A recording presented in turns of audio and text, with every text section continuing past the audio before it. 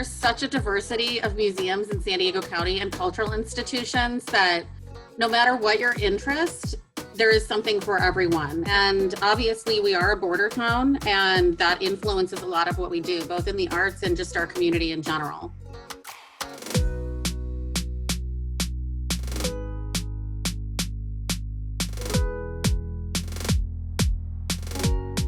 You can see it's beautiful, but somewhat beige type of city.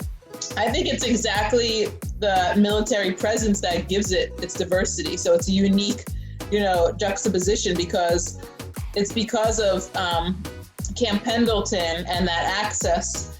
That's where refugees, enter through.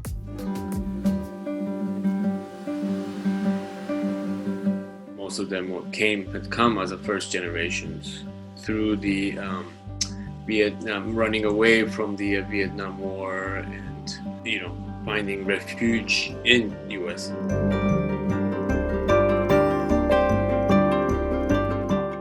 That was kind of the mission of this organization, always trying to make stories visible from the stories of the refugees and exile. I try to kind of recuperate these kind of oral stories. The stories in the ship that I painted is excerpts from these interviews.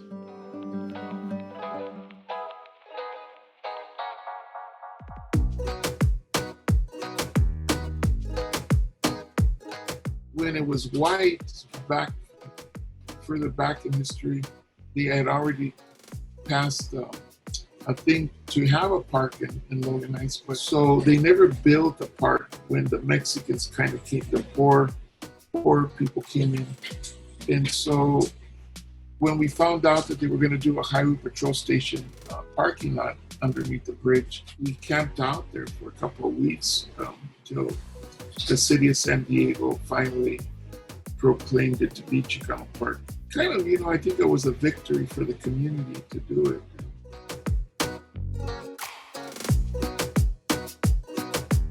Our first anniversary in 1970, we had already firmly thought that we were going to paint that.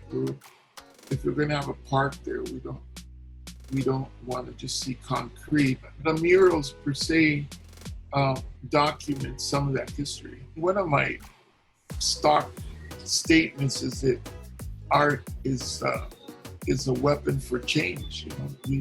We've used it to bring consciousness to the community.